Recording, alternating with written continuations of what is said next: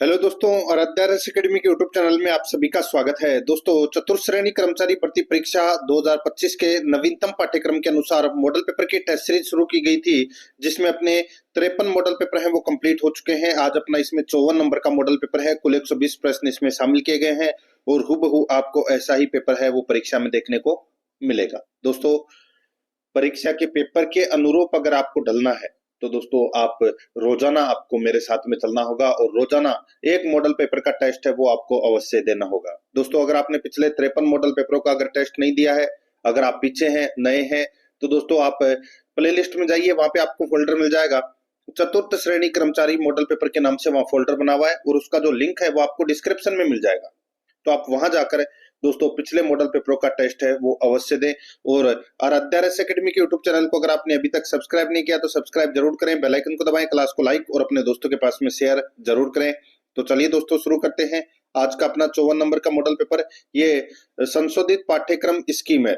दोस्तों 120 प्रश्न परीक्षा में पूछे जाएंगे, 15 प्रश्न गणित के, 70 प्रश्न जीके के, 15 प्रश्न इंग्लिश के और 20 प्रश्न है वो हिंदी व्याकरण से संबंधित होंगे। ठीक है, 70 प्रश्नों का दोस्तों जीके के प्रश्नों में डिवाइडेशन है जो कि यहाँ पर दे रखा है।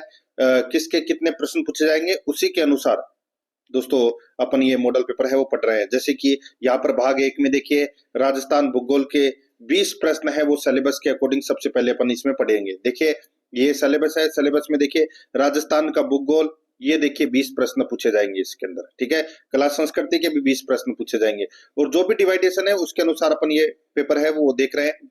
देखिए पहला प्रश्न है, राज्य के कौन से जिले अंतर्राष्ट्रीय सीमा पर दक्षिण से उत्तर की ओर स्थित है? बताइए, राजस्थान के कौन से जिले अंतर्राष्ट्रीय सीमा पर दक्षिण से उत्तर की ओर स्थित है? देखिए इसमें पड़ोसी ऑप्शन है वो नहीं दे रखा, तो यहां पर मैं आपको बताऊं बाड़मेर, जैसलमेर, बीकानेर, गंगानगर। बाड़मेर, जैसलमेर, बीकानेर, गंगानगर, ये अपना क्या हो जाएगा? सही उत्तर हो जाएगा। यानी कि 2 नंबर का जो ऑप्शन है वो इसका बिल्कुल सही। आगे देखिए सेकंड नंबर का प्रश्न है, राजस्थान में छप्पन का मैदान किस नदी के बेसिन में स्थित है? बताइए छप्पन का मैदान कौन सी नदी बेसिन में स्थित है? राइट आंसर हो जाएगा दोस्तों वो है माही नदी बेसिन में।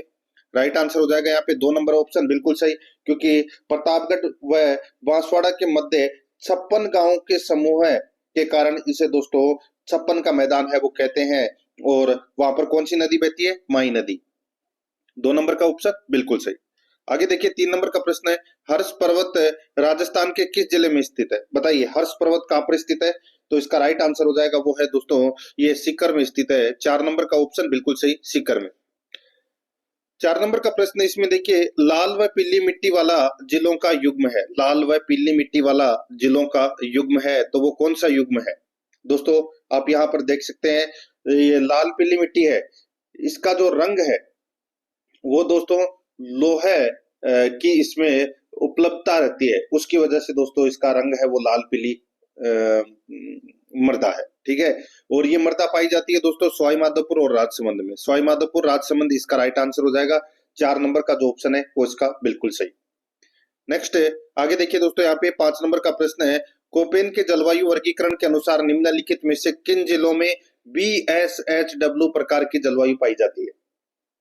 दोस्तों BSHW प्रकार की जलवायु है वो कौन से जिलों में पाई जाती है? तो यह पाई जाती है दोस्तों बाड़मेर, बालोतरा, जोधपुर, नागौर और सीकर। ठीक है, एक होता है दोस्तों BWHW, वो प्रकार की जो जलवायु है वो जैसलमेर, बीकानेर का कुछ क्षेत्र, गंगानगर का कुछ क्षेत्र वो इसमें शामिल होता है दोस्तों, और चूरू का भी कुछ क्षेत्र उसमें शामिल होता है। तो यहाँ पर इसका राइट आंसर हो जाएगा 1 नंबर का जो ऑप्शन है वो इसका बिल्कुल सही। आगे देखिए दोस्तों यहाँ पे 6 नंबर का प्रश्न है, राजस्थान में किस वृक्ष से कत्था निकाला जाता है? कत्था दोस्तों, कत्था है वो खेर के वृक्ष से प्राप्त किया जाता है दोस्तों। राइट आंसर हो जाएगा यहाँ पे 3 नंबर का ऑप्शन बिल्कुल सही, खेर के वृक्ष से प्राप्त किया जाता है। और दोस्तों कथोड़ी जनजाति के लोग हैं वो हांडी प्रणाली से कत्था बनाते हैं, ये भी आपको याद रखना है। नेक्स्ट आगे देखिए 7 नंबर का प्रश्न है, निम्नलिखित में से कौन सी राजस्थान की खारे पानी की प्रमुख झील नहीं है? बताइए कौन सी खारे पानी की झील नहीं है? तो दोस्तों यहाँ पर देखिए डीडवाना है, पंचभद्रा है, लूणकरणसर है, रेवासा झील है, फड़ौदी झील है, काछोर झील है, पोखरण झील है, कुचामन झील है, डेगाना झील है। ये क्या है? ये खारे पानी की झील है, लेकिन यहाँ पर जो डेबर है ये दोस्तों मीठे पानी की झील है। तो यहाँ पर इसमें राइट आंसर क्या हो जाएगा, 1 नंबर का ऑप्शन बिल्कुल सही। आगे देखिए 8 नंबर का प्रश्न है, बिशलपुर बांध में पानी की आवक बढ़ाने हेतु निम्नलिखित में से कौन सी परियोजना तैयार की गई है। बिशलपुर बांध में पानी की आवक बढ़ाने के लिए दोस्तों कौन सी परियोजना तैयार की गई है, तो इसका राइट आंसर हो जाएगा वो है ब्राह्मणी बनास परियोजना। ब्राह्मणी बनास परियोजना तैयार की गई है। यहाँ पर 3 नंबर का जो ऑप्शन है वो इसका बिल्कुल सही उत्तर हो जाएगा। दोस्तों इस बिशलपुर बांध से जयपुर, टोंक, डीडवाना, कुचामन और अजमेर जिलों को दोस्तों पेयजल की सुविधा दी जा रही है। यहाँ पर इसमें 3 नंबर ऑप्शन सही उत्तर। 9 नंबर का प्रश्न इसमें देखिए, जनसंख्या 2011 के अनुसार राजस्थान के किस जिले में लिंगानुपात सर्वाधिक है। राजस्थान के किस जिले में लिंगानुपात सर्वाधिक है, तो यहाँ पर इसका राइट आंसर हो जाएगा 2011 की जनगणना के अनुसार दोस्तों डूंगरपुर में लिंगानुपात दोस्तों सबसे ज्यादा है। कितना, 994। कितना है, 994। तो यहाँ पर इसका राइट आंसर क्या हो जाएगा, वो है 3 नंबर का ऑप्शन बिल्कुल सही। और डूंगरपुर के बाद में नंबर आता है राजसमंद का, जिसका है दोस्तों लिंगानुपात 990 है। ये भी आपको याद रखना है। 3 नंबर का ऑप्शन बिल्कुल सही।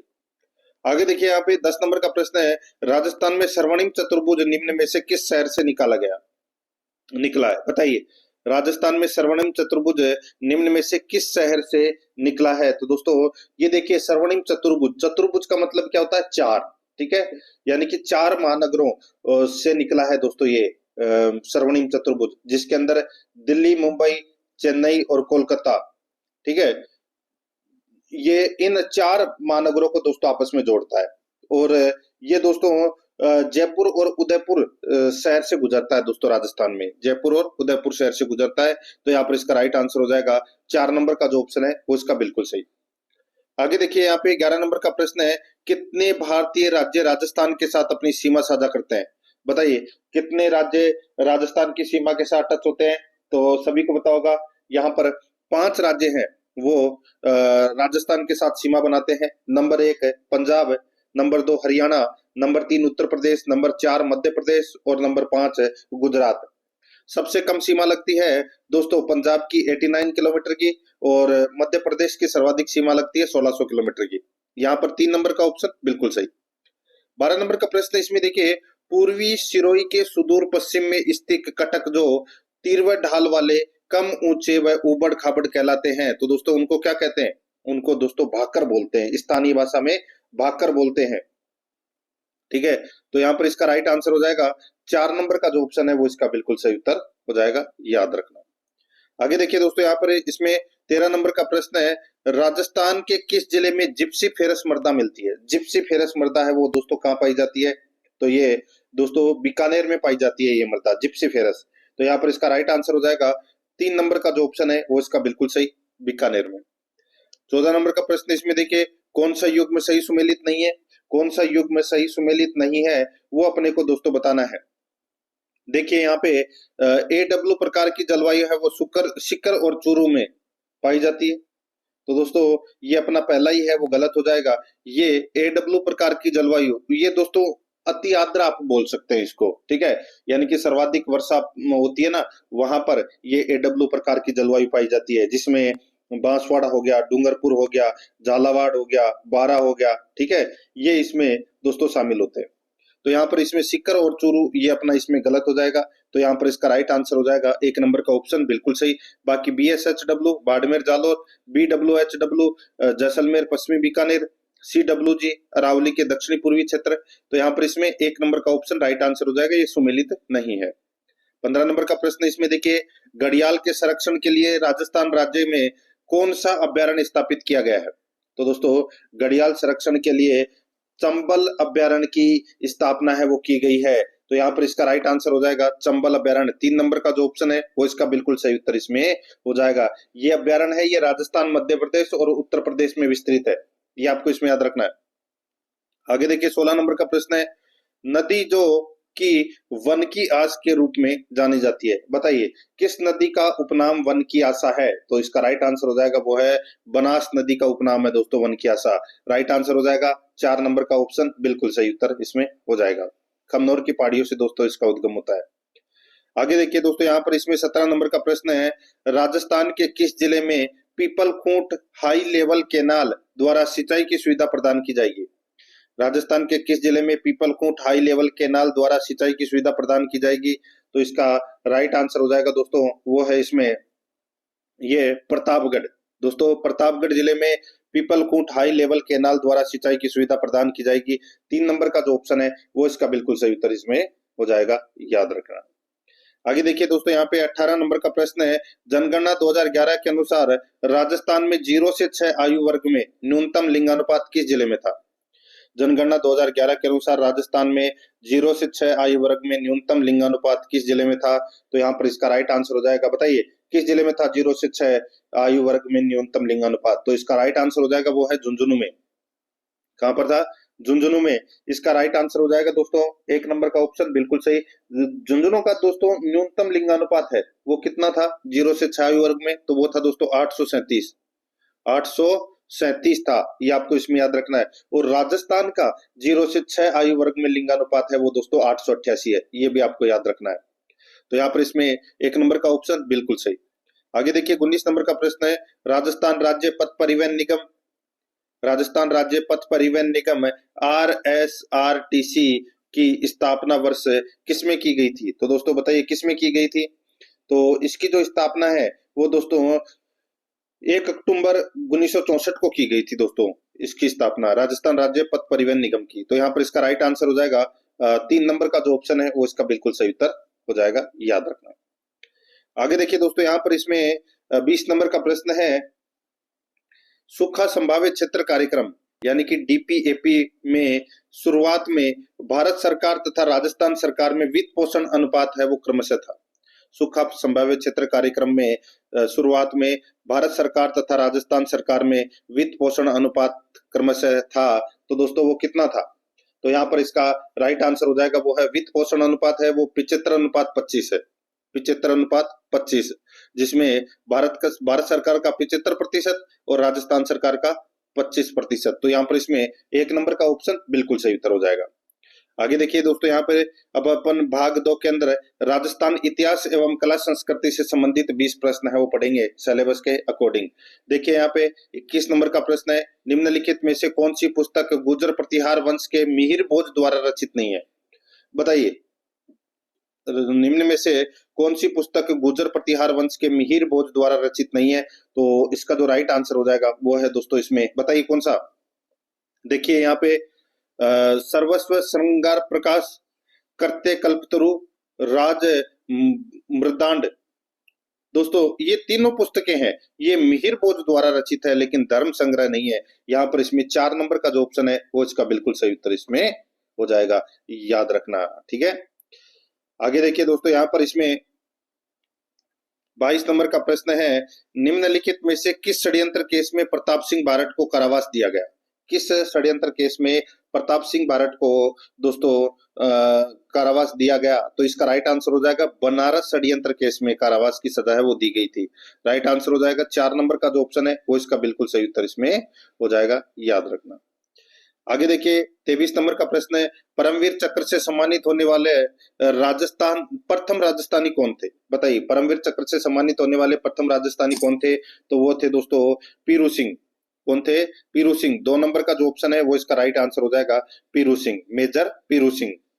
नेक्स्ट आगे देखिए यहाँ पर 24 नंबर का प्रश्न है, ललित विग्रहराज नाटक की रचना किसने की थी? ललित विग्रहराज नाटक की रचना है वो दोस्तों किसने की थी? इसका राइट आंसर हो जाएगा वो है दोस्तों किसने की थी? तो ये सोमदेव ने की थी दोस्तों, और ये विग्रहराज चतुर्थ के काल में की गई थी। तो यहाँ पर इसका राइट आंसर हो जाएगा सोमदेव। 4 नंबर का ऑप्शन बिल्कुल सही, ये दरबारी कवि था विग्रहराज चतुर्थ का। आगे देखिए दोस्तों, यहाँ पर इसमें 25 नंबर का प्रश्न है, राजस्थान में बड़ी तीज का त्योहार मनाया जाता है। बड़ी तीज का त्योहार है वो दोस्तों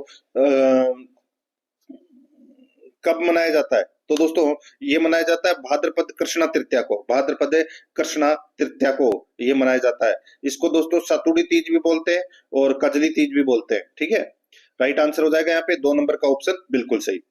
नेक्स्ट है आगे देखिए 26 नंबर का प्रश्न है, निम्नलिखित में से किस लोक देवता को ऊंटों का देवता माना जाता है? ऊंटों का देवता किसे कहते हैं? तो दोस्तों ये कहते हैं पाबू जी को। किसको? पाबू जी को ऊंटों का देवता कहते हैं। यहाँ पर 1 नंबर का ऑप्शन बिल्कुल सही उत्तर हो जाएगा, पाबू जी को ऊंटों का देवता कहते हैं।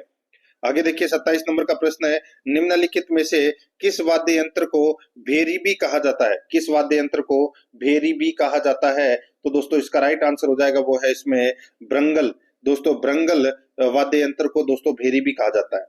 ठीक है, भेरी या रणभेरी भी कहा जाता है, ये भी आपको इसमें याद रखना है। ठीक है, तो यहाँ पर इसका राइट आंसर हो जाएगा 2 नंबर का जो ऑप्शन है वो इसका बिल्कुल सही। नेक्स्ट आगे देखिए दोस्तों, यहाँ पर 28 नंबर का प्रश्न है, राजस्थान का मिनी खजुराहो किस मंदिर को कहा जाता है? मिनी खजुराहो दोस्तों किसको कहते हैं? तो दोस्तों बंडदेवरा मंदिर, नाम तो सुना ही होगा। ठीक है, वो जो बारा के अंदर है उसको दोस्तों मिनी खजुराहो कहते हैं। तो यहाँ पर इसमें राइट आंसर हो जाएगा रामगढ़ बंडदेवरा मंदिर। तो यहाँ पर इसमें राइट आंसर 4 नंबर का ऑप्शन हो जाएगा। कहाँ पर है? बारा के अंदर है ये। ठीक है, राइट आंसर हो जाएगा 4 नंबर का ऑप्शन बिल्कुल सही। ये तो हो गया मिनी खजुराहो। और दोस्तों राजस्थान का खजुराहो किसे कहते हैं? तो वो किराड़ू मंदिर बाड़मेर के अंदर है, उसको राजस्थान का खजुराहो कहते हैं। मिनी खजुराहो का पूछा गया है तो रामगढ़ का बंडदेवरा मंदिर जो 12 में है। तो यहाँ पर इसमें 4 नंबर ऑप्शन सही। आगे देखिए, राजस्थान में स्त्री परिधान पोमचा को कहा जाता है। तो दोस्तों पोमचा किसको कहते हैं? तो दोस्तों इसका राइट आंसर हो जाएगा पीला को कहा जाता है दोस्तों पोमचा। यहाँ पर इसमें 1 नंबर का ऑप्शन बिल्कुल सही, पीला को 1 नंबर का ऑप्शन बिल्कुल सही। आगे देखिए 30 नंबर का प्रश्न है, काका जी की बावड़ी राजस्थान में कहाँ स्थित है? बताइए काका जी की बावड़ी राजस्थान में कहाँ स्थित है? तो इसका राइट आंसर हो जाएगा वो है दोस्तों ये राजस्थान के बूंदी जिले में स्थित है। दोस्तों बूंदी जिले में स्थित है काका जी की बावड़ी। यहाँ पर इसमें 4 नंबर का ऑप्शन बिल्कुल सही उत्तर इसमें हो जाएगा, याद रखना। आगे देखिए यहाँ पर 31 नंबर का प्रश्न है, इसमें देखिए दिवेर की लड़ाई किसके बीच लड़ी गई थी दोस्तों? तो दोस्तों दिवेर का युद्ध हुआ था 1582 में। कब हुआ था? 1582 में। और ये महाराणा प्रताप और अकबर की सेना के मध्य दोस्तों ये युद्ध हुआ था। तो यहाँ पर इसमें राइट आंसर हो जाएगा राणा प्रताप और अकबर। 3 नंबर का जो ऑप्शन है वो इसका बिल्कुल सही उत्तर हो जाएगा, याद रखना। आगे देखिए यहाँ पे 32 नंबर का प्रश्न है, सन 1907 में चूरू में स्वामी गोपाल दास ने किस सभा की स्थापना की थी? बताइए चूरू के अंदर है स्वामी गोपाल दास ने कौन सी सभा की स्थापना की थी 1907 में? तो दोस्तों वो है सर्वहितकारिणी सभा की स्थापना की थी। यहाँ पर 3 नंबर का ऑप्शन बिल्कुल सही उत्तर हो जाएगा। आगे देखिए यहाँ पे 33 नंबर का प्रश्न है, हटुंडी अजमेर में गांधी आश्रम की स्थापना किसके द्वारा की गई थी? हटुंडी अजमेर में गांधी आश्रम की जो स्थापना है वो दोस्तों किसके द्वारा की गई? तो ये हरिभाऊ उपाध्याय के द्वारा दोस्तों ये की गई थी, हरिभाऊ उपाध्याय के द्वारा। तो यहाँ पर इसका राइट आंसर हो जाएगा 2 नंबर का जो ऑप्शन है वो इसका बिल्कुल सही उत्तर हो जाएगा। आगे देखिए दोस्तों यहाँ पर इसमें 34 नंबर का प्रश्न है, आधुनिक राजस्थान में उदयपुर चित्तौड़गढ़ राजसमंद और भीलवाड़ा के क्षेत्र को कौन सी बोली का क्षेत्र कहा जा सकता है? आधुनिक राजस्थान में उदयपुर चित्तौड़गढ़ राजसमंद और भीलवाड़ा के क्षेत्र को कौन सी बोली का क्षेत्र है वो कहा जा सकता है? तो यहाँ पर इसका राइट आंसर हो जाएगा वो है मेवाड़ी बोली का। ठीक है, राइट आंसर हो जाएगा मेवाड़ी बोली बोली जाती है। 2 नंबर का ऑप्शन बिल्कुल सही। ये मारवाड़ी की उपबोली है दोस्तों, ये भी याद रखना है। आगे देखिए यहाँ पर 35 नंबर का प्रश्न है, धींगा गणगौर कहाँ मनाई जाती है? धींगा गणगौर कहाँ मनाई जाती है? तो दोस्तों ये मनाई जाती है जोधपुर में। कहाँ पर है?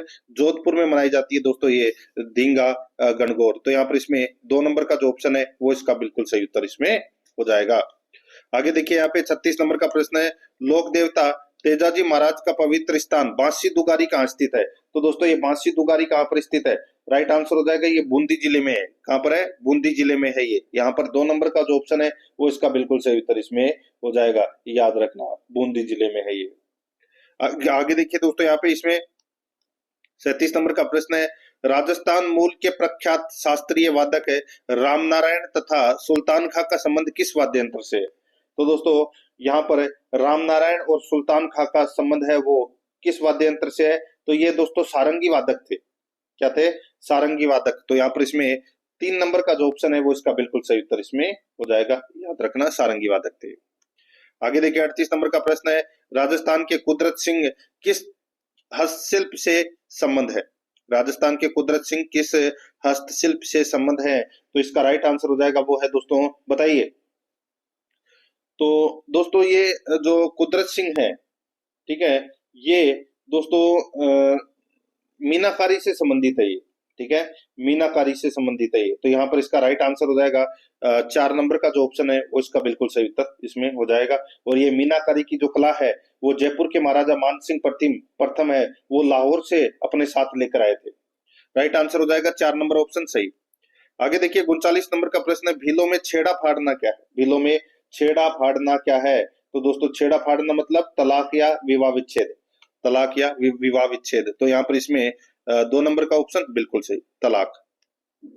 40 नंबर का प्रश्न है, सवाई माधोपुर में सिवाड़ गांव में स्थित गुमेश्वर मंदिर भगवान शिव का कौन सा ज्योतिर्लिंग है? सवाई माधोपुर में सिवाड़ गांव में स्थित गुमेश्वर मंदिर भगवान शिव का कौन सा ज्योतिर्लिंग है? तो यहाँ पर इसका राइट आंसर हो जाएगा, बताइए कौन सा ज्योतिर्लिंग है?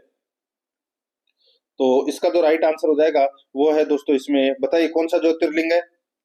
इसका सही उत्तर हो जाएगा दोस्तों, वो है ये 12वां वह अंतिम ज्योतिर्लिंग है भगवान शिव का। तो यहाँ पर इसका राइट आंसर क्या हो जाएगा? वो है 12वां। यहाँ पर इसमें 4 नंबर का ऑप्शन बिल्कुल सही। अब दोस्तों अपन भाग 3 के अंदर भारतीय संविधान से संबंधित 5 प्रश्न है वो पढ़ेंगे सिलेबस के अकॉर्डिंग। देखिए 41 नंबर का प्रश्न है, राज्य के नीति निर्देशक सिद्धांतों को भारतीय संविधान में शामिल किए जाने का उद्देश्य क्या है? बताइए, बहुत ही अच्छा प्रश्न है।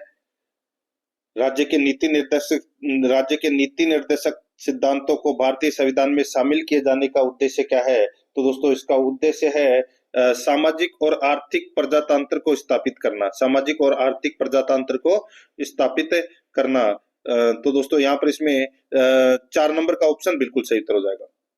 आगे देखिए 42 नंबर का प्रश्न है, आयोग जिसने राज्यपालों के लिए 5 वर्ष के एक निश्चित कार्यकाल की संस्तुति की, बताइए वह आयोग कौन सा है जिसने राज्यपाल के लिए 5 वर्ष के एक निश्चित कार्यकाल की संस्तुति की? तो दोस्तों वो है पुंछी आयोग। कौन सा? पुंछी आयोग। तो यहाँ पर इसमें राइट आंसर हो जाएगा 2 नंबर का ऑप्शन बिल्कुल सही उत्तर इसमें हो जाएगा, याद रखना, ठीक है। आगे देखिए यहाँ पे 43 नंबर का प्रश्न है, राज्य में संसदीय सचिव को शपथ दिलाते हैं, राज्य में संसदीय सचिव को शपथ है वो कौन दिलाता है? तो दोस्तों मुख्यमंत्री दिलाता है। कौन? मुख्यमंत्री, ठीक है। ये मंत्री परिषद का अंग नहीं होते दोस्तों। राइट आंसर हो जाएगा यहाँ पे 1 नंबर का ऑप्शन बिल्कुल सही। आगे देखिए 44 नंबर का प्रश्न है, संविधान सभा के सम्मुख संविधान की प्रस्तावना का प्रारूप किसने रखा? संविधान की प्रस्तावना का प्रारूप है वो किसने रखा? आप सभी को पता होगा कि पहली बैठक हुई थी संविधान सभा की, वो 9 दिसंबर 1946 को हुई थी। दूसरी बैठक हुई थी 11 दिसंबर 1946 को, और तीसरी बैठक दोस्तों 13 दिसंबर 1946 को, जिसमें पंडित जवाहरलाल नेहरू है, इन्होंने उद्देश्य प्रस्ताव पेश किया था। तो यहाँ पर इसका राइट आंसर हो जाएगा पंडित जवाहरलाल नेहरू। यहाँ पर इसमें 1 नंबर का ऑप्शन बिल्कुल सही। आगे देखिए, भारत का संविधान पूर्ण रूप से तैयार हुआ, भारत का संविधान पूर्ण रूप से कब तैयार हुआ? तो दोस्तों ये तैयार हुआ 26 नवंबर 1949 को, नवंबर 26 1949 को। 2 नंबर का जो ऑप्शन है वो इसका बिल्कुल सही उत्तर हो जाएगा। दोस्तों अब अपन भाग 4 के अंदर राजस्थान पॉलिटी के 5 प्रश्न है वो पढ़ेंगे सिलेबस के अकॉर्डिंग। यहाँ पर देखिए 46 नंबर का प्रश्न है, राजस्थान सचिवालय में पद सोपान का कौन सा क्रम सही है? राजस्थान सचिवालय में पद सोपान का कौन सा क्रम सही है? दोस्तों पद सोपान का कौन सा क्रम सही है वो अपने को दोस्तों यहाँ पर बताना है। दोस्तों इसके अंदर देखिए सचिव, उप सचिव, संयुक्त सचिव या उप सचिव, सचिव, संयुक्त सचिव, तो कौन सा क्रम है वो सही है? तो दोस्तों इसमें क्रम हो जाएगा सबसे पहले सचिव, फिर संयुक्त सचिव और फिर ये उप सचिव। यहाँ पर इसमें 4 नंबर का जो ऑप्शन है वो इसका बिल्कुल सही उत्तर हो जाएगा। आगे देखिए दोस्तों यहाँ पे 47 नंबर का प्रश्न है, निम्न में से कहां पर पुलिस ट्रेनिंग स्कूल स्थित नहीं है? निम्न में से कहां पर पुलिस ट्रेनिंग स्कूल स्थित नहीं है? तो दोस्तों यहाँ पर देखिए पुलिस ट्रेनिंग स्कूल है वो दोस्तों जोधपुर में है, किशनगढ़ में है, झालावाड़ में, लेकिन पाली में नहीं है। तो यहाँ पर इसका राइट आंसर क्या हो जाएगा? 4 नंबर का जो ऑप्शन है वो इसका बिल्कुल सही उत्तर हो जाएगा दोस्तों, ये पाली में नहीं है, ठीक है। आगे देखिए दोस्तों यहाँ पर इसमें 48 नंबर का प्रश्न है, आरटीआई 2005 में उल्लेखित मामलों पर निम्नलिखित में से कौन सा अपीलीय प्राधिकरण है? बताइए, आरटीआई 2005 में उल्लेखित मामलों पर निम्नलिखित में से कौन सा अपीलीय प्राधिकरण है? तो यहाँ पर इसका राइट आंसर हो जाएगा वो है इसमें कौन सा, बताइए। तो इसका जो सही उत्तर हो जाएगा वो है दोस्तों इसमें कौन सा? तो वो है दोस्तों इसमें आरआईसी, यानी कि राज्य सूचना आयोग, ठीक है। तो ये एक राज्य स्तरीय अपीलीय प्राधिकरण है। तो यहाँ पर इसका राइट आंसर हो जाएगा दोस्तों 2 नंबर का जो ऑप्शन है वो इसका बिल्कुल सही। आगे देखिए यहाँ पे 49 नंबर का प्रश्न है, विधानसभा निर्वाचन क्षेत्र अनुसूचित जनजाति के लिए आरक्षित है। विधानसभा निर्वाचन क्षेत्र अनुसूचित जनजाति के लिए आरक्षित है। तो यहाँ पर इसका राइट आंसर क्या हो जाएगा, वो है दोस्तों इसमें कौन सा बताइए। तो वो है उदयपुर विधानसभा निर्वाचन क्षेत्र अनुसूचित जनजाति के लिए आरक्षित है। यहाँ पर 1 नंबर का जो ऑप्शन है वो इसका बिल्कुल सही उत्तर इसमें हो जाएगा, याद रखना। ठीक है, आगे देखिए दोस्तों यहाँ पर 50 नंबर का प्रश्न है। इसमें देखिए सॉरी ये देखिए, विधानसभा निर्वाचन क्षेत्र अनुसूचित जनजाति के लिए आरक्षित है। अनुसूचित जनजाति के लिए आरक्षित है, उदयपुर नहीं दोस्तों, बांसवाड़ा। ठीक है, बांसवाड़ा इसका राइट आंसर हो जाएगा। 3 नंबर का जो ऑप्शन है वो इसका राइट आंसर हो जाएगा। विधानसभा निर्वाचन क्षेत्र बांसवाड़ा अनुसूचित जनजाति के लिए आरक्षित है। ठीक है, ये आपको इसमें याद रखना है। और वर्तमान में 200 विधानसभा सीटों में दोस्तों 34 सीटें हैं वो अनुसूचित जाति यानी कि एससी के लिए, और 25 सीटें हैं वो अनुसूचित जनजाति के लिए आरक्षित है। ठीक है, यहाँ पर 3 नंबर का ऑप्शन राइट आंसर हो जाएगा, बांसवाड़ा। आगे देखिए यहाँ पे 50 नंबर का प्रश्न है, उच्चतम न्यायालय के निम्नांकित न्यायाधीशों में से कौन राजस्थान उच्च न्यायालय में न्यायाधीश रहे हैं। उच्चतम न्यायालय के निम्नांकित न्यायाधीशों में से कौन राजस्थान उच्च न्यायालय में न्यायाधीश नहीं रहे हैं पूछा गया है। तो दोस्तों यहाँ पर देखिए न्यायमूर्ति आर सी लाहोटी है, ये दोस्तों राजस्थान उच्च न्यायालय में न्यायाधीश नहीं रहे, ये सुप्रीम कोर्ट के न्यायाधीश रहे। ठीक है, तो यहाँ पर इसका राइट आंसर हो जाएगा 4 नंबर का ऑप्शन बिल्कुल सही, बाकी तीनों सही है। आगे देखिए अब अपन दोस्तों भाग 5 में सामान्य विज्ञान से संबंधित 5 प्रश्न है वो पढ़ेंगे सिलेबस के अकॉर्डिंग। दोस्तों आराध्या एकेडमी के यूट्यूब चैनल को अगर आपने अभी तक सब्सक्राइब नहीं किया तो चैनल को जरूर सब्सक्राइब कर लें, बेल आइकन को दबाएं ताकि नोटिफिकेशन है वो आप सभी के पास में निरंतर पहुंचता रहे। और क्लास को लाइक नहीं किया है तो दोस्तों एक बार सभी के सभी मित्र हैं वो क्लास को लाइक जरूर करें और अपने दोस्तों के पास में दोस्तों लिंक को शेयर जरूर करें। बिल्कुल निःशुल्क सुविधा दोस्तों आपको ये मिल रही है और इसका ज्यादा से ज्यादा लाभ उठाए। और साथ ही दोस्तों आपको चतुर्थ श्रेणी कर्मचारी भर्ती परीक्षा के लिए सिलेबस के अकॉर्डिंग ऑब्जेक्टिव क्लास है वो आपको प्ले लिस्ट में देखने को मिल जाएगी। वहां पर अलग अलग फोल्डर मिल जाएंगे चतुर्थ श्रेणी कर्मचारी के नाम से, और उनका जो लिंक है वो आपको डिस्क्रिप्शन में मिल जाएगा। तो आप एक बार डिस्क्रिप्शन जरूर चेक करें, वहां पर आपको ऑब्जेक्टिव क्लास देखने को मिल जाएगी सिलेबस के अकॉर्डिंग, तो वो भी जरूर देखें। देखिए यहाँ पे सामान्य विज्ञान से संबंधित अपन 5 प्रश्न है वो पढ़ रहे हैं सिलेबस के अकॉर्डिंग। 51 नंबर का प्रश्न है, निम्न में से कौन सा एक भौतिक परिवर्तन है। बताइए दोस्तों कौन सा एक भौतिक परिवर्तन है। तो दोस्तों यहाँ पर देखिए लकड़ी के लट्ठे को छोटे टुकड़ों में काटना, लकड़ी के लट्ठे को छोटे टुकड़ों में काटना, ये दोस्तों एक क्या है, भौतिक परिवर्तन है। इसमें नया पदार्थ नहीं बन रहा। 2 नंबर का ऑप्शन बिल्कुल सही। आगे देखिए 52 नंबर का प्रश्न है, सबसे अधिक आघात वर्ध्य धातु है। सबसे अधिक आघात वर्ध्य धातु कौन सी है। तो वो है दोस्तों सोना। 2 नंबर का जो ऑप्शन है उसका बिल्कुल सही उत्तर हो जाएगा सोना।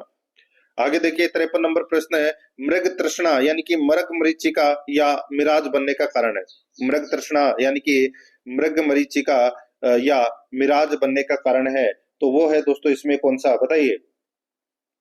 तो इसका जो सही उत्तर हो जाएगा वो है दोस्तों इसमें कौन सा, तो वो है प्रकाश का पूर्ण आंतरिक परावर्तन। प्रकाश का पूर्ण आंतरिक परावर्तन 3 नंबर का जो ऑप्शन है वो इसका बिल्कुल सही उत्तर इसमें हो जाएगा। आगे देखिए दोस्तों यहाँ पर 54 नंबर का प्रश्न है, ग्रेगर मेंडल ने आनुवंशिक प्रयोग के लिए प्रयोग किया था। ग्रेगर मेंडल ने आनुवंशिक प्रयोग के लिए प्रयोग किया था, तो दोस्तों इसका राइट आंसर हो जाएगा वो है इसमें ये, इसका राइट आंसर हो जाएगा वो है पाइसम सेटाइवम। पाइसम सेटाइवम, ठीक है, यानी कि इसका वैज्ञानिक नाम है दोस्तों किसका, ये मटर के पौधे का। तो यहाँ पर इसका राइट आंसर हो जाएगा वो है इसमें 4 नंबर का ऑप्शन बिल्कुल सही उत्तर इसमें हो जाएगा।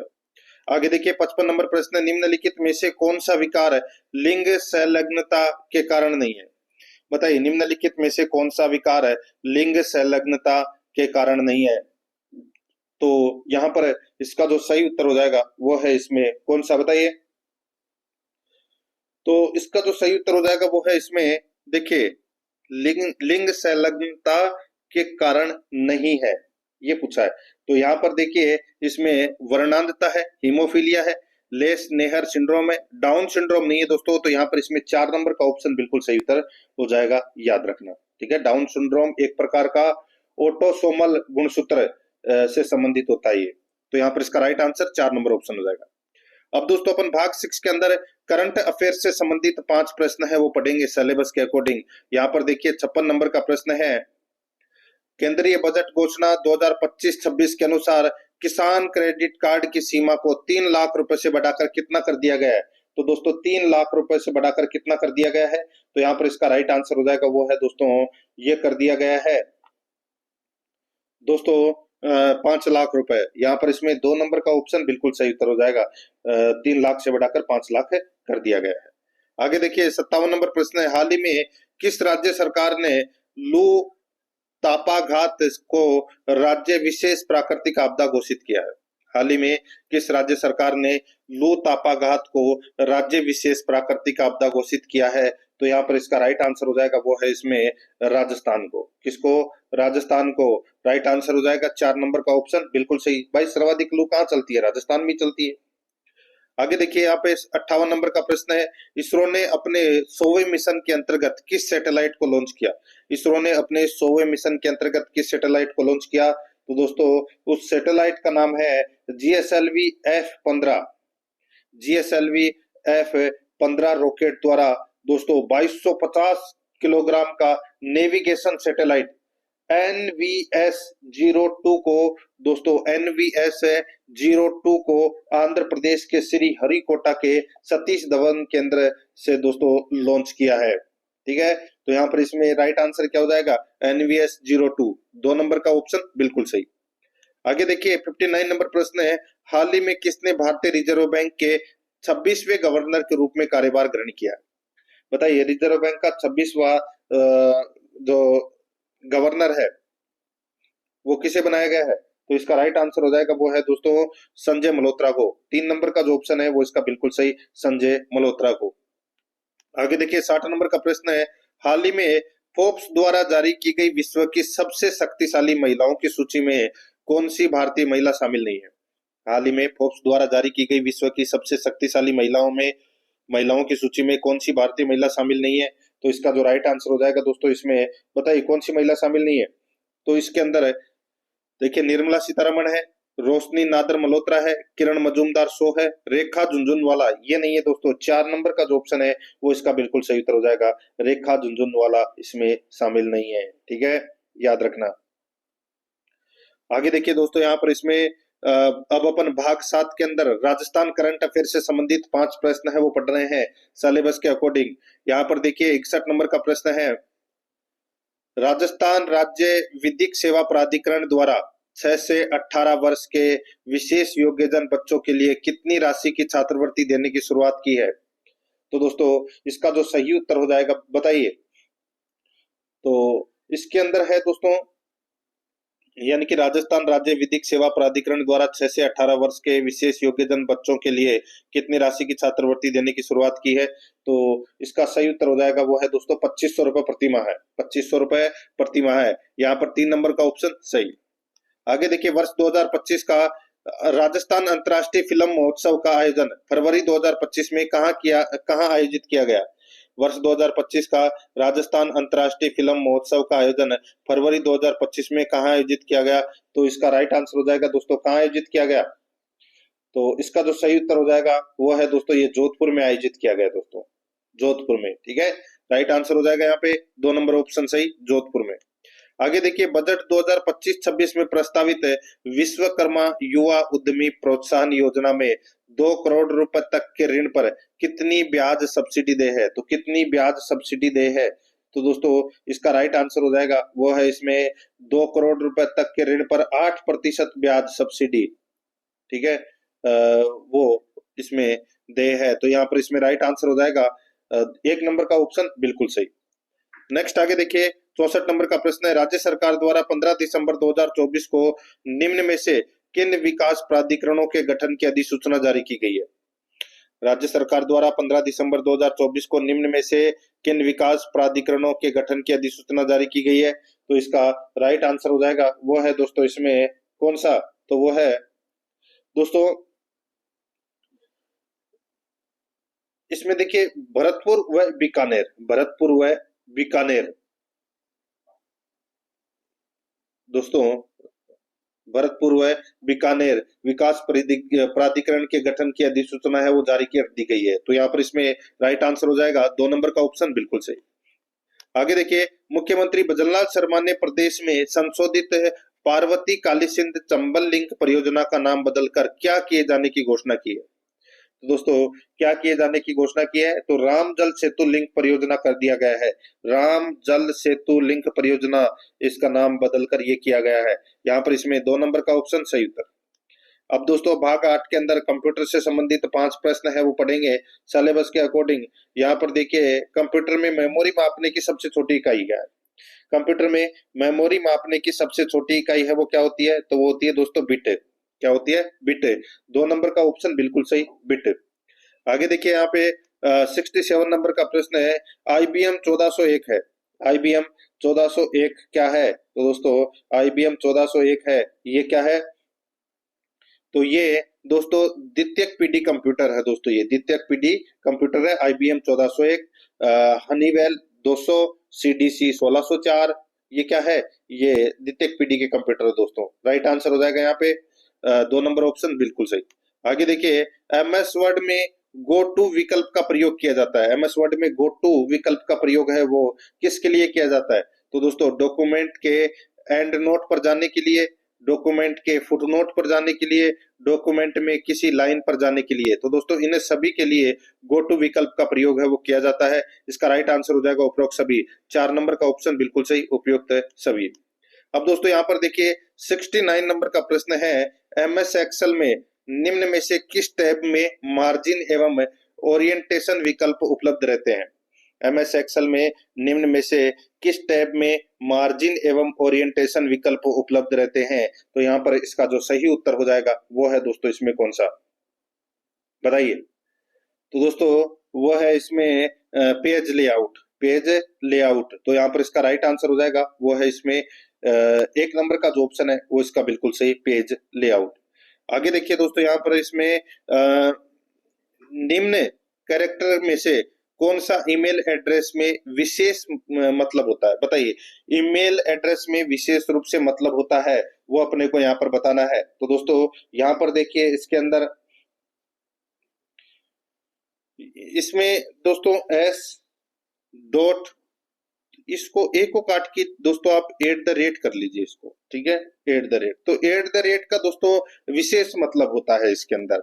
तो यहाँ पर इसमें 1 नंबर का जो ऑप्शन है वो इसका बिल्कुल सही उत्तर इसमें हो जाएगा, याद रखना ये स्पेशल कैरेक्टर होता है दोस्तों, ठीक है। तो यहाँ पर इसमें राइट आंसर हो जाएगा @ आगे देखिए अब अपन भाग 9 के अंदर हिंदी व्याकरण से संबंधित 20 प्रश्न है वो सिलेबस के अकॉर्डिंग पढ़ेंगे दोस्तों। यहाँ पर देखिए 71 नंबर का प्रश्न है, निम्नलिखित विकल्पों में से किस विकल्प में सभी शब्द व्यक्तिवाचक संज्ञाएं हैं, सभी शब्द व्यक्तिवाचक संज्ञाएं हैं। तो दोस्तों यहाँ पर देखिए राम, रामचरितमानस, गंगा, तो दोस्तों इन तीनों के अंदर दोस्तों क्या है, ये व्यक्तिवाचक संज्ञा है। तो यहाँ पर इसमें राइट आंसर क्या हो जाएगा, 1 नंबर का जो ऑप्शन है वो इसका बिल्कुल सही। यहाँ पर जो मिठास दे रखा है ये क्या है, भाववाचक संज्ञा है। बुढ़ापा है वो क्या है, भाववाचक संज्ञा है, ठीक है। और दोस्तों यहाँ पर देखिए तीसरे नंबर के ऑप्शन के अंदर आपको पुस्तक दिखाई दे रहा होगा, वकील और पुस्तक, ये क्या है, तो दोस्तों ये जातिवाचक संज्ञा है। यहाँ पर इसमें 1 नंबर ऑप्शन बिल्कुल सही। आगे देखिए किस विकल्प में सर्वनाम का अशुद्ध प्रयोग हुआ है, सर्वनाम का अशुद्ध प्रयोग किसमें हुआ है। तो दोस्तों आप यहाँ पे ऑप्शन देखिए, मेरे को कुछ भी याद नहीं आ रहा, मेरे को कुछ भी याद नहीं आ रहा, दोस्तों यह अशुद्ध प्रयोग है यहाँ पर, ठीक है। अब इसमें क्या हो जाएगा, को नहीं आना चाहिए था, ठीक है। इसके अंदर को है वो गलत आ गया, ये सर्वनाम संबंधी क्या है, इसमें अशुद्धि है। यहाँ पर शुद्ध शब्द हो जाएगा मुझे कुछ भी याद नहीं आ रहा, ठीक है। तो यहाँ पर इसमें 2 नंबर का ऑप्शन सही उत्तर। 73 नंबर का प्रश्न इसमें देखिए, इनमें से किस वाक्य में पूर्वकालिक क्रिया का प्रयोग हुआ है, इनमें से किस वाक्य में पूर्वकालिक क्रिया का प्रयोग हुआ है। तो दोस्तों यहाँ पर आप देख सकते हैं पूर्वकालिक क्रिया का प्रयोग दोस्तों किस में हुआ है, तो दोस्तों बच्चे पढ़कर परीक्षा देंगे, बच्चे पढ़कर परीक्षा देंगे, ठीक है। तो दोस्तों यहाँ पर पढ़कर है वो क्या है, पूर्वकालिक क्रिया है, तो यहाँ पर इसमें राइट आंसर 2 नंबर ऑप्शन हो जाएगा। आगे देखिए, कुछ लड़के मैदान में खेल रहे हैं, कौन सा वाक्य है, कुछ लड़के मैदान में खेल रहे हैं। तो दोस्तों यहाँ पे अपन संख्या निश्चित नहीं कर सकते, कुछ कितने भी हो सकते हैं, यानी कि अनिश्चित संख्यावाचक विशेषण, यहाँ पर 2 नंबर का ऑप्शन सही उत्तर। आगे देखिए 75 नंबर प्रश्न है, करपट शब्द का तद्भव रूप है, करपट शब्द का तद्भव रूप क्या हो जाएगा। तो दोस्तों करपट शब्द का तद्भव रूप हो जाएगा कपड़ा, क्या हो जाएगा, कपड़ा। यहाँ पर इसमें 4 नंबर का ऑप्शन बिल्कुल सही, कपड़ा। आगे देखिए दोस्तों, यहाँ पे वीरोदार्य शब्द का संधि विच्छेद बताइए, वीरोदार्य शब्द का संधि विच्छेद क्या हो जाएगा। देखिए जहां पर भी आपको डबल मात्रा दिख जाए 90% उसमें वर्दी संधि का प्रयोग होता है, तो यहाँ पर दोस्तों क्या हो जाएगा, देखिए वीर प्लस औदार्य, वीर प्लस औदार्य, इसमें वर्दी संधि का प्रयोग हुआ है, 1 नंबर ऑप्शन बिल्कुल सही। आगे देखिए, किस विकल्प में यण संधि नहीं है, बताइए। यण संधि का नियम क्या है, य र ल व के आगे य र ल और व के आगे आधा कटा हुआ अक्षर आ जाए तो वो यण संधि है। तो यहाँ पर देखिए व के आगे आधा कटा हुआ अक्षर है, ठीक है।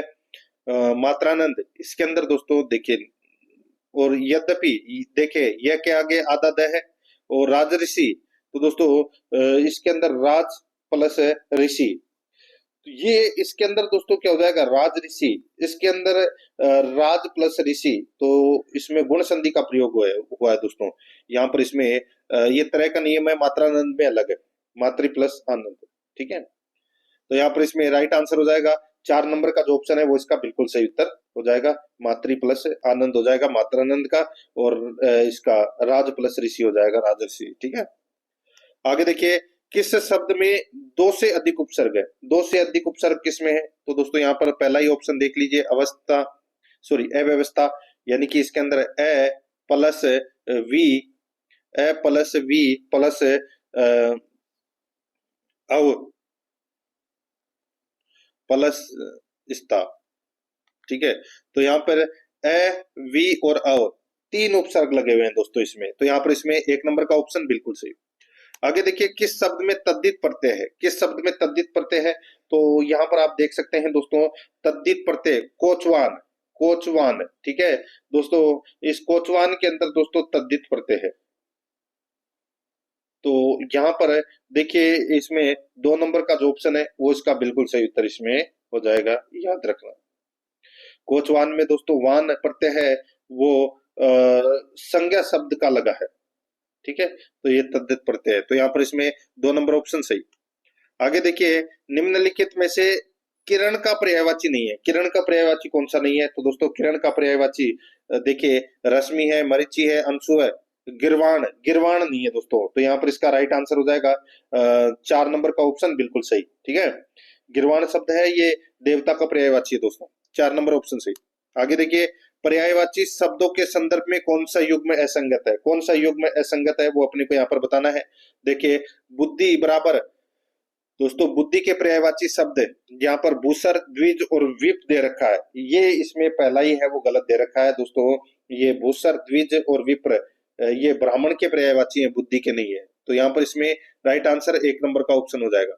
आगे देखिए, सुकृति का विलोम शब्द है, सुकृति का विलोम शब्द क्या हो जाएगा दोस्तों, सुकृति का विलोम शब्द है वो दुष्कृति हो जाएगा, क्या हो जाएगा, दुष्कृति, 4 नंबर ऑप्शन सही। आगे देखिए, इनमें से किस विकल्प में विलोम युग्म है, बताइए। एक इसमें सही है, बाकी के 3 इसमें गलत दे रखे हैं। तो यहाँ पर देखिए दोस्तों, सहयोगी प्रतियोगी, सहयोगी प्रतियोगी बिल्कुल सही है, तो ये 4 नंबर का ऑप्शन राइट आंसर हो जाएगा। बाकी निर्मल का विमल नहीं होता, निर्मल का मलिन होता है, घात का आघात नहीं होता दोस्तों, घात का प्रतिघात होता है, और मितव्ययी का दोस्तों अपव्ययी होता है, अल्पव्ययी नहीं होता, अपव्ययी होता है, ठीक है। तो यहाँ पर इसमें 4 नंबर ऑप्शन सही। आगे देखिए, अपने कुल का श्रेष्ठ या प्रतिष्ठित व्यक्ति वाक्यांश के लिए सार्थक शब्द है दोस्तों, अपने कुल का अपने कुल का श्रेष्ठ या प्रतिष्ठित व्यक्ति वाक्यांश के लिए सार्थक शब्द है, तो वो है दोस्तों कुल केतु, क्या है, कुल केतु, यहाँ पर 3 नंबर ऑप्शन सही। आगे देखिए, सही वर्तनी वाला शब्द है, सही वर्तनी वाला शब्द कौन सा है, यहाँ पर आप देख सकते हैं दोस्तों, सही वर्तनी वाला शब्द केंद्रीकरण, तो यहाँ पर 3 नंबर का जो ऑप्शन है वो इसका बिल्कुल सही उत्तर हो जाएगा, केंद्रीकरण। आगे देखिए, 86 नंबर प्रश्न है, व्याकरण की दृष्टि से शुद्ध वाक्य है, व्याकरण की दृष्टि से शुद्ध वाक्य है वो कौन सा है। तो दोस्तों शुद्ध वाक्य हो जाएगा ग्रीष्म काल में दिन बड़े होते हैं। ग्रीष्म काल में दिन बड़े होते हैं, यह वाक्य क्या है? यह शुद्ध वाक्य है। एक नंबर का जो ऑप्शन है वो इसका बिल्कुल सही उत्तर इसमें हो जाएगा।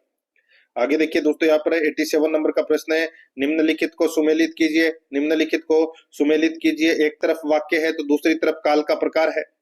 एक तरफ वाक्य है तो दोस्तों दूसरी तरफ काल का प्रकार है। यहाँ पर देखिए, अनिल स्कूल से घर आ गया। अनिल स्कूल से घर आ गया, तो दोस्तों ये सामान्य भूतकाल है।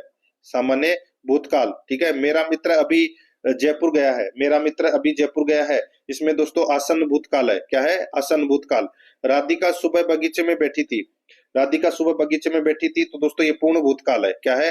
पूर्ण भूतकाल। और शिकारी जंगल में भटक रहा था। शिकारी जंगल में भटक रहा था, ये दोस्तों अपूर्ण भूतकाल है। क्या है? अपूर्ण भूतकाल। तो यहाँ पर इसमें राइट आंसर क्या हो जाएगा? वो है स द एब। स द एब इसका राइट आंसर हो जाएगा। वो है इसमें 4 नंबर का जो ऑप्शन है वो इसका बिल्कुल सही स द एब है। आगे देखिए 88 नंबर प्रश्न है, उपेक्षा करना अर्थ वाला मुहावरा है। उपेक्षा करना अर्थ वाला मुहावरा है, तो वो कौन सा है? दोस्तों इसका राइट आंसर हो जाएगा वो है आंखें फेरना। आंखें फेरना, उपेक्षा करना, ठीक है। राइट आंसर हो जाएगा 4 नंबर ऑप्शन सही। आगे देखिए, अंग्रेजी परिभाषिक शब्द का समकक्ष हिंदी परिभाषिक शब्द सही नहीं है, तो कौन सा सही नहीं है? यहाँ पे देखिए दोस्तों, देखिए इसमें प्रोबेशन, परिवीक्षा, ठीक है, यानी कि कौन सा हिंदी परिभाषिक शब्द सही है? तो ये प्रोबेशन, ये दोस्तों परिवीक्षा काल होता है ना, तो ये 3 नंबर का ऑप्शन है वो अपना इसमें राइट आंसर हो जाएगा, ठीक है। ये एक ही सही है इसमें। आगे देखिए दोस्तों, यहाँ पर इसमें 90 नंबर का प्रश्न है, अनुस्मारक पत्र के बारे में कौन सी बात गलत है? अनुस्मारक पत्र के बारे में कौन सी बात है वो गलत है? तो यहाँ पर देखिए, अनुस्मारक में पूर्व पत्र का संदर्भ होता है, बिल्कुल सही है। इसमें प्रतिलिपि देने का प्रावधान नहीं होता, बिल्कुल सही है। इसकी भाषा अपेक्षाकृत कठोर होती है, बिल्कुल सही है। अनुस्मारक गजट में प्रकाशित होता है, तो ये गलत हो जाएगा। ये गजट में प्रकाशित दोस्तों नहीं होता, ठीक है। गजट में सरकार द्वारा अधिसूचना जारी की जाती है दोस्तों। यहाँ पर इसमें 4 नंबर का ऑप्शन बिल्कुल सही। अब दोस्तों अपन यहाँ पे इंग्लिश ग्रामर से संबंधित 15 प्रश्न है वो पढ़ेंगे भाग 10 के अंदर। यहाँ पर देखिए, fill in the blanks with the correct form of the verb given in a bracket. दोस्तों अपने को खाली स्थान भरना है। इसमें देखिए 91 नंबर का प्रश्न है, द प्रिसोनर वाज टू डेथ। खाली स्थान में क्या आएगा वो अपने को यहाँ पर बताना है, ठीक है। अब दोस्तों इसके अंदर देखिए ऑप्शन के अंदर देखिए हैंग, हैंगिंग, हैंग्ड, हंग्ड दे रखा है। तो दोस्तों हैंग का मतलब क्या होता है? जब दीवार पर कुछ लटकाना हो तो उसके लिए दोस्तों थर्ड फॉर्म का यूज होता है, HUNG का। HUNG की दोस्तों थर्ड फॉर्म कौन सी होती है? HUNG, हंग, ठीक है। और इसका मतलब होता है फांसी पर लटकाना। तो यहाँ पर इसका राइट आंसर हो जाएगा दोस्तों, क्या हो जाएगा? तो वो हो जाएगा हंग्ड। 4 नंबर का जो ऑप्शन है वो इसका बिल्कुल सही उत्तर इसमें हो जाएगा, याद रखना, ठीक है। HUNG। देखिए हंग का मतलब होता है फांसी पर लटकाना।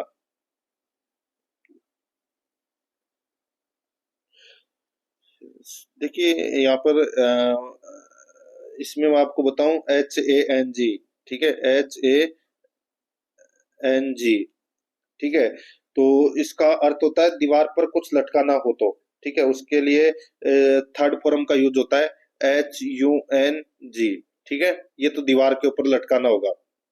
और यहाँ पर दोस्तों डेथ का हो रहा है, तो यानी कि का हो रहा है। तो दोस्तों इसमें इसमें इसकी फॉर्म आएगी दोस्तों HANGED, हंग्ड आएगा दोस्तों इसमें। 3 नंबर का ऑप्शन राइट आंसर हो जाएगा यहाँ पे, ठीक है, हंग्ड टू डेथ। आगे देखिए यहाँ पे 92 नंबर का प्रश्न है, the teacher asked his followers go away. तो दोस्तों यहाँ पर देखिए इसके अंदर आस्क्ड है, ठीक है, सेकंड फॉर्म है। तो यहाँ पर इसका राइट आंसर हो जाएगा दोस्तों वो है followers not to go away. Not to go away आएगा इसमें। तो यहाँ पर इसमें राइट आंसर हो जाएगा 2 नंबर का ऑप्शन बिल्कुल सही। आगे देखिए, choose the correct passive voice of the following sentence from the options given below. दोस्तों यहाँ पर देखिए इसमें 93 नंबर का प्रश्न है। इसमें देखिए, we will now the outcome of these experiments after 6 month.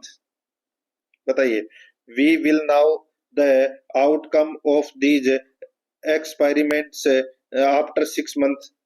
दोस्तों यहाँ पर इसका राइट आंसर क्या हो जाएगा? वो हो जाएगा दोस्तों, यहाँ पर देखिए, पॉसिबल से आरंभ करना होगा तो दोस्तों अपन सबसे पहले क्या करेंगे? The outcome of these experiments will be now, sorry, noun after 6 months आएगा इसमें। एक नंबर का ऑप्शन बिल्कुल सही उत्तर इसमें हो जाएगा। यहाँ पर the outcome of these experiments, ये क्या है? ये दोस्तों ऑब्जेक्ट है, तो ऑब्जेक्ट से अपन प्रारंभ करेंगे वाक्य। तो यहाँ पर इसका राइट आंसर हो जाएगा एक नंबर ऑप्शन सही। आगे देखिए दोस्तों, यहाँ पर इसमें choose the correct active voice of the following sentence from the options given below. तो यहाँ पर देखिए 94 नंबर का प्रश्न है, had work been resumed by the laborers before the manager arrived। दोस्तों बताइए क्या आएगा? तो यहाँ पर देखिए, जो ये सेंटेंस दे रखा है, ये दोस्तों पास्ट परफेक्ट में दे रखा है, और एक्टिव वॉइस में दोस्तों अपन क्या करेंगे? हेड से शुरू करेंगे, ठीक है।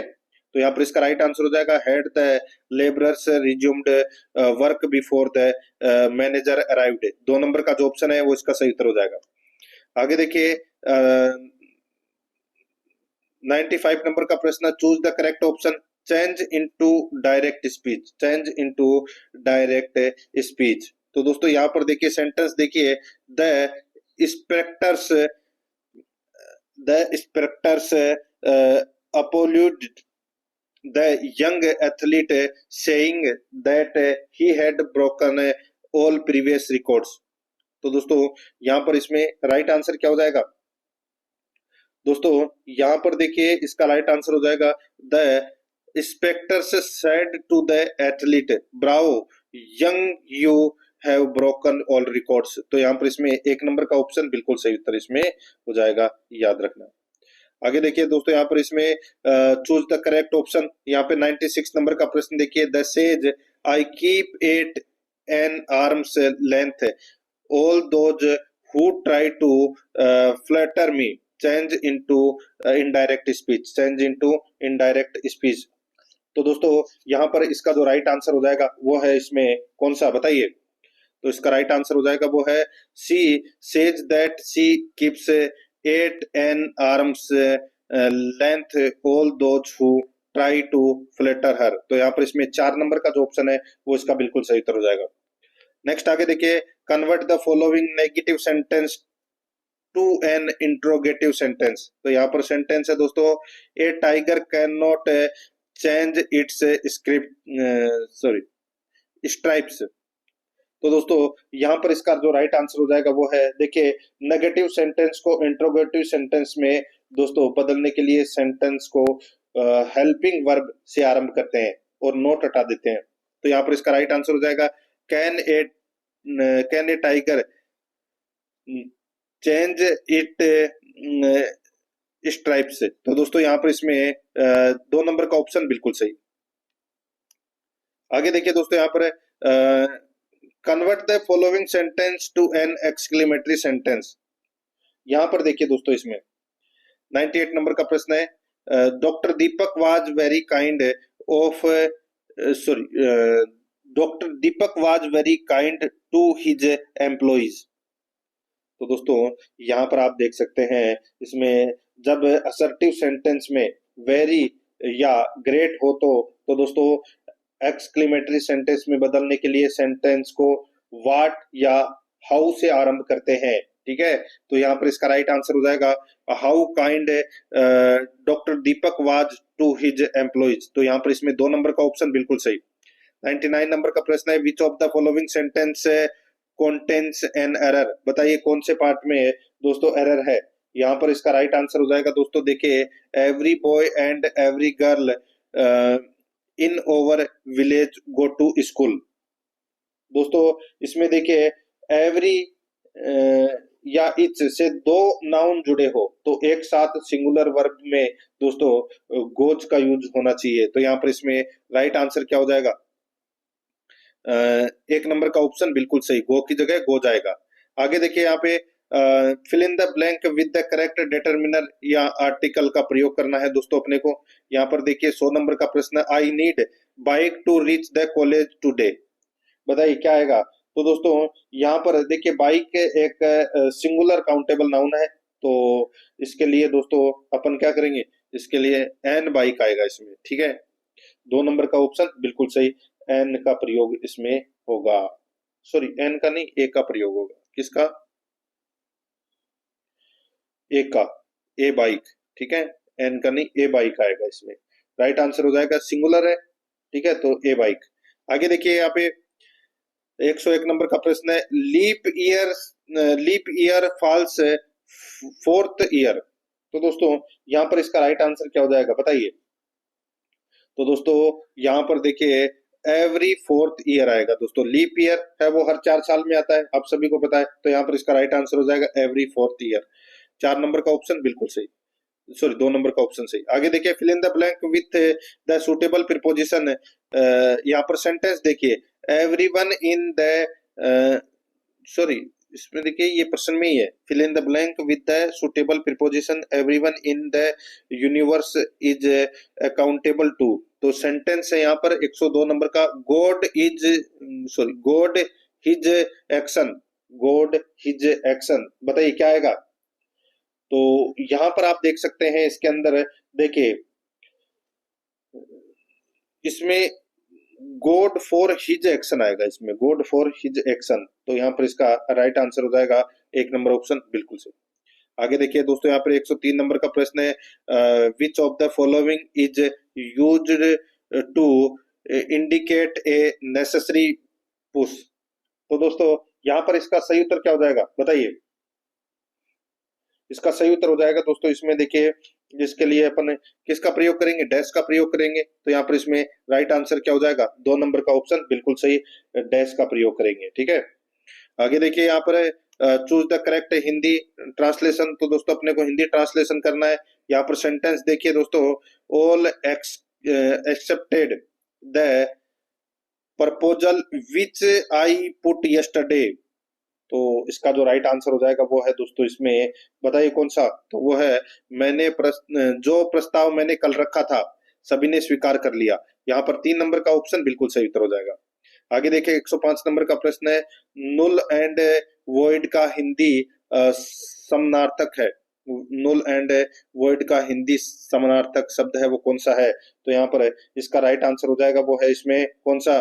तो वो है अकृत और शून्य, अकृत और शून्य। यहाँ पर 2 नंबर का जो ऑप्शन है वो इसका बिल्कुल सही उत्तर इसमें हो जाएगा। अब दोस्तों यहाँ पर देखिए भाग 11 के अंदर गणित से संबंधित 15 प्रश्न है वो पढ़ेंगे सिलेबस के अकॉर्डिंग, ठीक है दोस्तों। अब इसके अंदर देखिए 106 नंबर का प्रश्न है, दो संख्याओं का लघुत्तम समापवर्तक 2310 और उनका महत्तम समापवर्तक 30 है। यदि इनमें से एक संख्या 210 है तो दूसरी क्या होगी? तो दूसरी क्या होगी ये तो पता चल गया होगा दोस्तों आपको। क्या करना है? 2310 यानी कि लेस से इंटू में से बटे एक संख्या। तो 2310 इंटू दोस्तों क्या हो जाएगा? 30 बटे 210। तो 3 से 0 से ये 0 कट गया, 3 से दोस्तों ये 7 बार कट गया। 2310 में 7 का भाग दोगे तो कितना आ जाएगा? 330। तो यहाँ पर इसमें एक संख्या तो 210 है, तो दूसरी संख्या 330 है, ठीक है। आगे देखिए 107 नंबर प्रश्न है, 5 छात्रों के लिए गणित में उनका औसत प्राप्तांक 50 पाया गया, ठीक है। तो सबसे पहले अपन क्या करेंगे? 50 इंटू 5 कर लेंगे, ठीक है। इसके बाद पाया गया कि एक छात्र का प्राप्तांक 48 था, जो भूलवश 84 पढ़ लिया गया, जो भूलवश 84 पढ़ लिया गया। तो दोस्तों यहाँ पे प्लस 48 माइनस 84 बटा 5। तो अब अपने को सही औसत है वो ज्ञात करना है। तो यहाँ पर देखिए 5 इंटू 50 कितने होते हैं? 250, ठीक है, प्लस 48 माइनस 84। तो दोस्तों 48 माइनस 84 करोगे तो कितना हो जाएगा? तो देखिए 34 और 2 36। ठीक है, तो क्या करोगे दोस्तों? 34 और 2 कितना हो जाएगा? 36 बटे 5। तो दोस्तों इसका जो राइट आंसर हो जाएगा वो क्या हो जाएगा?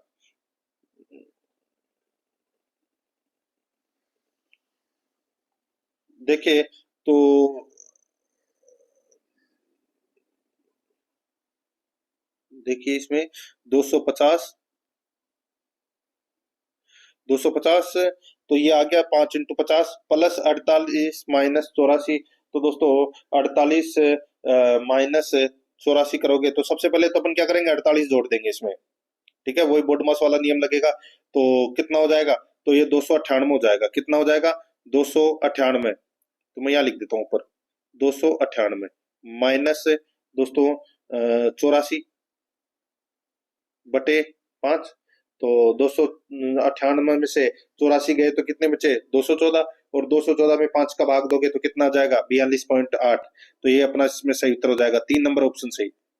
आगे देखिए 108 नंबर का प्रश्न है, यदि किसी वस्तु का लागत मूल्य उस पर अंकित खुदरा मूल्य का 2/5 है और यदि उसे 10% की छूट पर बेचा जाता है तो कितना लाभ होगा? तो कितना लाभ होगा? यहाँ पर देखिए लागत मूल्य कितना है? 2 और अंकित मूल्य कितना है? 5। ठीक है, छूट है वो 10% की है, यानी कि 1/10। ठीक है, अब दोस्तों यहाँ पे अंकित मूल्य कितना हो जाएगा? 10। तो विक्रय मूल्य कितना हो जाएगा? 9। तो दोनों अंकित मूल्य समान करने पर दोस्तों क्या हो जाएगा यहाँ पे? दोस्तों देखिए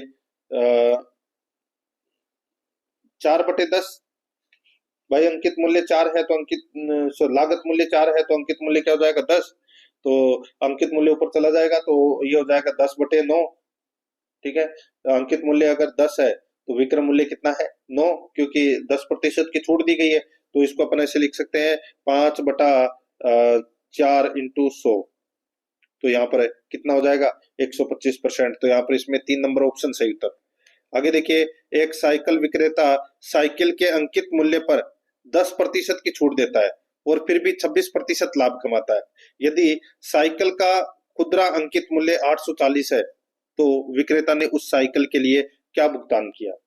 सीधा सा हो जाएगा दोस्तों, 840 है अंकित मूल्य है, इंटू दोस्तों 10% की छूट दी है यानी कि 90, इंटू दोस्तों 26% लाभ भी कमाया है। 26% क्या है? लाभ कमाया है।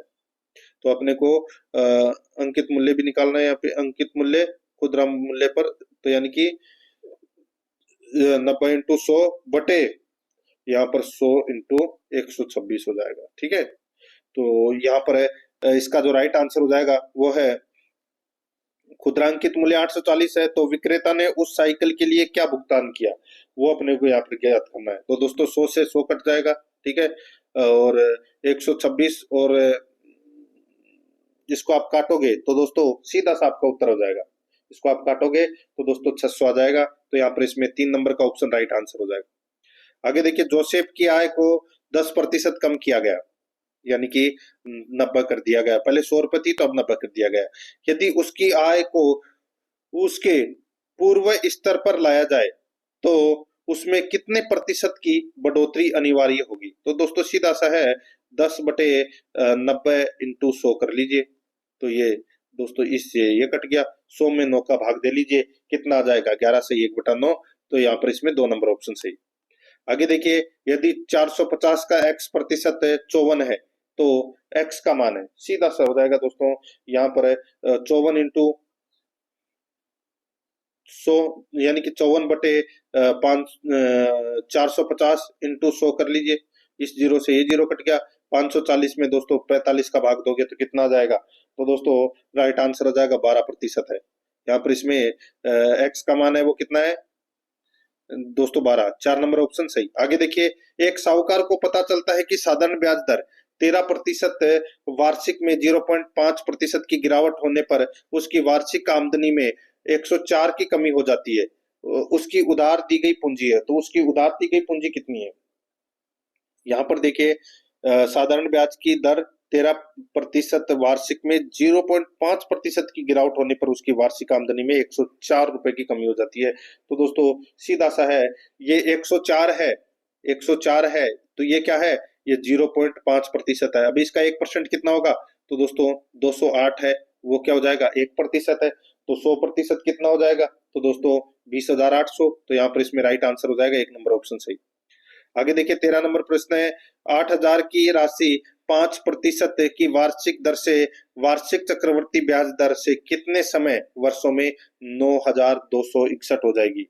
भाई सीधा सा है, चक्रवर्ती ब्याज की दर से अगर मैं आपको बताऊं तो सबसे पहले 8,000 का 5% कितना होता है, तो दोस्तों ये होता है 400। ठीक है, अब आप अंदाजन लगा लीजिए इसमें अंतर कितने का है। इसमें अंतर हो जाएगा दोस्तों करीबन 1,200 रुपए का अंतर है। तो 1,200 रुपए का अंतर है, तो दोस्तों क्या हो जाएगा अपना सही उत्तर, 3 साल। ठीक है भाई, चक्रवर्ती ब्याज आपस में जुड़ेगा भी तो सही। तो यहाँ पर इसमें राइट आंसर हो जाएगा 1 नंबर का ऑप्शन बिल्कुल सही, 3 साल आएगा इसमें। अगर आप निकालना चाहते हैं तो ऐसे निकाल सकते हैं, 8,000 इंटू ऑप्शन के अनुसार आप निकालोगे तो 105/100 इंटू 105/100 इंटू 105/100 कर लीजिए, राइट आंसर आ जाएगा। आगे देखिए यहाँ पे 114 नंबर का प्रश्न है, 10:18, 7:21, 12:16 और 8:20 का न्यूनतम अनुपात है। तो दोस्तों न्यूनतम अनुपात है वो कौन सा है, सीधा सा है दोस्तों, 10 में 18 का भाग दे दीजिए, 7 में 21 का भाग दे लीजिए, 12 में 16 का भाग दे लीजिए और 8 में दोस्तों 20 का भाग दे लीजिए। ठीक है, तो यहाँ पर इसका राइट आंसर हो जाएगा, देखिए इसमें यही सबसे छोटा अनुपात होगा दोस्तों, यहाँ पे 8:20 है, तो यहाँ पर इसमें 2 नंबर का ऑप्शन बिल्कुल सही। आगे देखिए दोस्तों, यहाँ पर इसमें यदि ए अनुपात बी 2/9 अनुपात 1/3, बी अनुपात सी 2/7 अनुपात 5/14 है तथा डी अनुपात सी बराबर 7/10 अनुपात 3/5 हो, तो ए बी सी डी ये अनुपात है वो अपने को बताना है कि क्या होगा। दोस्तों यहाँ पर ए बी सी डी का अनुपात अपन निकाल सकते हैं। देखिए जो यहाँ पर ए और बी का दे रखा है, तो यहाँ पर इसमें ए और बी का अनुपात दोस्तों अपन 2:3 लिख सकते हैं। ठीक है, ये क्रॉस में, तो ए और बी का अनुपात है वो दोस्तों अपन यहाँ पे 2:3 है वो लिख सकते हैं। बी अनुपात सी का अनुपात है वो दोस्तों अपन क्या लिख सकते हैं दोस्तों, बी अनुपात सी का दोस्तों यहाँ पे 2/7 और 5/14 दे रखा है, तो इसको अपन 4/5 है वो 4:5 है वो लिख सकते हैं। और इसको दोस्तों 7:6 लिख सकते हैं और उसको 6:7 लिख सकते हैं। तो दोस्तों यहाँ पर क्या हो जाएगा, इसका अनुपात मैं आपको डायरेक्ट बता देता हूँ दोस्तों, 16, 24, 30, 35, 16, 24, 30, 35 इसका राइट आंसर हो जाएगा 4 नंबर का ऑप्शन सही। आगे देखिए 116 नंबर का प्रश्न है, ए तथा बी ने क्रमशः 10,400 तथा 14,300 को निवेश करके साझेदारी में एक व्यापार आरंभ किया। 4 माह पश्चात सी बी 9,100 के साथ उसमें शामिल हो गया। यदि वर्ष के अंत में कुल लाभ 11,360 का हो तो सी का लाभ कितना होगा। भाई देखिए ए और बी ने तो दोस्तों 12-12 महीने के लिए पैसे लगाए, ठीक है, और सी ने लगाए हैं 4 महीने बाद शामिल हुआ है तो वो 8 महीने के लिए लगाए उसने। ठीक है, अब इनका दोस्तों मल्टीप्लाई करके जैसे 10,400 को 12 से कर लिया, 14,300 को 12 से कर लिया और 9,100 को 8 से मल्टीप्लाई कर लिया। ठीक है, फिर इनका अनुपात निकाल लिया, अनुपात निकाला तो दोस्तों अनुपात आ गया कितना, 24:33:14। ठीक है, अब अनुपातों का योग कर लेना। ठीक है, कितना हो जाएगा 71, कितना हो जाएगा 71। अब अपने को सी का हिस्सा निकालना है, तो सी का अनुपात कितना है 14, तो यहाँ पे 14/71 इंटू कुल लाभ कितना है 11,360, बस काट लीजिए तो 2,240 आ जाएगा। यहाँ पर 2 नंबर ऑप्शन सही। आगे देखिए ए तथा बी ने क्रमशः 20,000, 15,000 रुपए का निवेश करके एक व्यापार आरंभ किया। 6 माह पश्चात सी भी उसमें शामिल हो गया। व्यापार की आरंभ करने के 2 वर्ष बाद अर्जित 25,000 के लाभ में बी का हिस्सा कितना है। अब दोस्तों यहाँ पे 24 से मल्टीप्लाई करना है, यहाँ पे 2 साल का पूछा गया है, तो यहाँ पर 20,000 इंटू 24, 15,000 इंटू 24 और 6 माह बाद यानी कि 20,000 इंटू 18, ठीक है, ये 6 माह बाद शामिल हुआ है, तो इनका वही अनुपात निकालना है। ठीक है, इनका अनुपात निकलेगा दोस्तों, मैं आपको बता देता हूँ डायरेक्ट, इसका अनुपात है वो निकलेगा 4:3:3, ठीक है।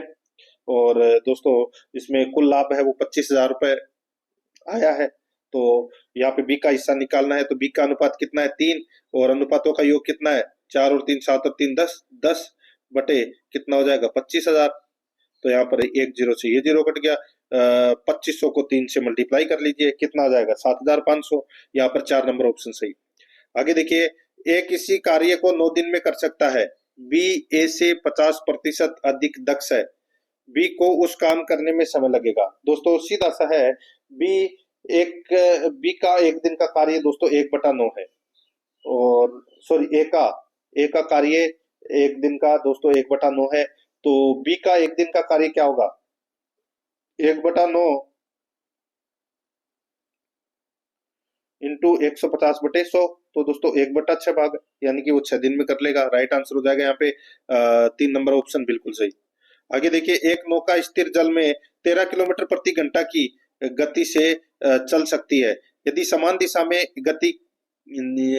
दिशा में धारा की गति 4 किलोमीटर प्रति घंटा हो, तो नौका विपरीत दिशा में 63 किलोमीटर कितने समय में जाएगी। तो 63 किलोमीटर कितने समय में जाएगी, तो दोस्तों यहाँ पर देखिए, स्थिर जल में नौका की चाल है वो 13 किलोमीटर प्रति घंटा है, और धारा की चाल दोस्तों 4 किलोमीटर प्रति घंटा है, तो विपरीत में दोस्तों क्या हो जाएगा माइनस हो जाएगा। तो दोस्तों 13 में से 4 गया तो क्या होगा 9 किलोमीटर प्रति घंटा। अब दूरी कितनी है 63, तो 63 में दोस्तों आप 9 का भाग दे दीजिए, कितना हो जाएगा 7 घंटे। तो यहाँ पर इसमें राइट आंसर हो जाएगा कितने समय में जाएगी 7 घंटे में, 1 नंबर ऑप्शन सही। आगे देखिए, नीचे रेखा चित्र में 7 देशों की चाय के प्रति एकड़ उत्पादन मिलियन टन में दर्शाया गया है। यहाँ पर देखिए, भारत तथा चीन की कुल प्रति एकड़ उत्पादन बाकी देशों के कुल प्रति एकड़ उत्पादन का कितना प्रतिशत है। तो भारत का कितना है 300, और चीन का कितना है 272, तो कितना हो जाएगा ये हो जाएगा दोस्तों 572, ठीक है। और अगर अब आपको जोड़ना है 250, 162, 82, 104 और 120, इसको आप जोड़ोगे तो दोस्तों कितना हो जाएगा ये हो जाएगा 718, ठीक है, कितना हो जाएगा 718। अब अपने को प्रतिशत निकालना है कि कितना प्रतिशत है ये, तो 512 दोस्तों 572 बटे 718 इंटू 100, बस काट लीजिए इसको आप काटोगे तो 79.66 आ जाएगा इसमें। यहाँ पर 4 नंबर का ऑप्शन बिल्कुल सही उत्तर इसमें हो जाएगा। तो दोस्तों इसी के साथ मैंने आपको ये जो मॉडल पेपर है वो कंप्लीट करवा दिया है, और प्रश्न आपको कैसे लगे कमेंट में जरूर बताएं। आराध्या RS एकेडमी के यूट्यूब चैनल को सब्सक्राइब जरूर करें, बेल आइकन को दबाएं, क्लास को लाइक और अपने दोस्तों के पास में शेयर जरूर करें।